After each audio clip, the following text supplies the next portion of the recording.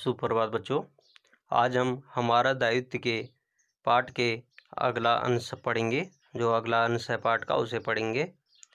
जो हमारे ऐसे में हमारे जो भोजन पकाने के, क्योंकि जंगल की लकड़ियां कटेंगी तो हमारे जो भोजन पकाने के जो संसाधन हैं वो कम हो जाएंगे और कच्चा मांस ही हमें खाना पड़ेगा। क्योंकि जो हम गैस का संरक्षण हम नहीं करते, अत्यधिक प्रयोग करते हैं अनावश्यक, और जो जंगल हैं वो बढ़ती आबादी के कारण उनकी ज़रूरतें पूरा करने के लिए अत्यधिक रूप से काटे जा रहे हैं।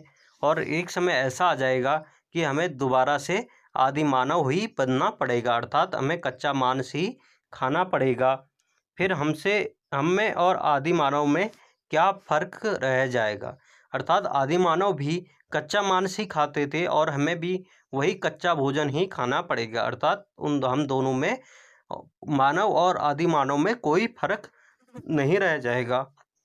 गाड़ियों में डालने को पेट्रोल खत्म तो पद यात्रा करनी पड़ेगी और या बैलगाड़ी का युग लौट आएगा। गाड़ियों में डालने के लिए जब पेट्रोल खत्म हो जाएगा तो हमें पद यात्रा करनी पड़ेगी, अर्थात चल के जाना पड़ेगा, चल के यात्रा करनी पड़ेगी। और या बैलगाड़ी का युग लौट आएगा। जो पहले बैलगाड़ियां चलती थी उनका दोबारा से युग लौट आएगा। वस्तुतः तेल या गैस का भंडारण कम होना अब एक देश की नहीं बल्कि अंतर्राष्ट्रीय समस्या है और इस समस्या पर गंभीरता से विचार करना होगा। वस्तुतः जो तेल और गैस का भंडार जो कम हो रहा है वह किसी एक देश की समस्या नहीं है कि केवल एक ही देश में इसकी कमी हो रही है, एक ही देश में ऐसा हो रहा है।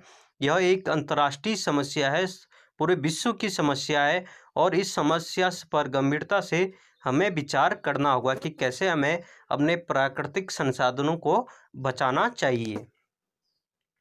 समस्या चाहे गंभीर है पर समाधान जटिल नहीं। समस्या यह बहुत गंभीर है क्योंकि और इसका समाधान ज़्यादा जटिल नहीं है। इसका समाधान हो सकता है।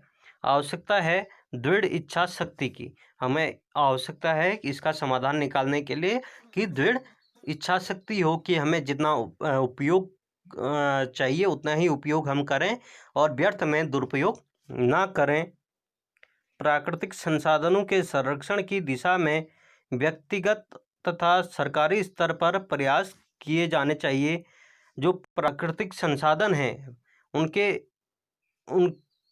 संरक्षण करने के लिए हमें व्यक्तिगत रूप से या सरकारी स्तर पर या सरकार द्वारा उनको बचाने के प्रयास किए जाने चाहिए। चाहे गैस, तेल, नदियाँ या पानी के स्रोत या जंगल, इनको बचाने के लिए हमें व्यक्तिगत रूप से या सरकारी स्तर पर कार्य किया जाना चाहिए। इनको बचाने के लिए हमें व्यक्तिगत तौर पर यह प्रण लेना चाहिए कि हम पानी, बिजली, गैस तथा तेल का अंश भर भी व्यर्थ नहीं करेंगे।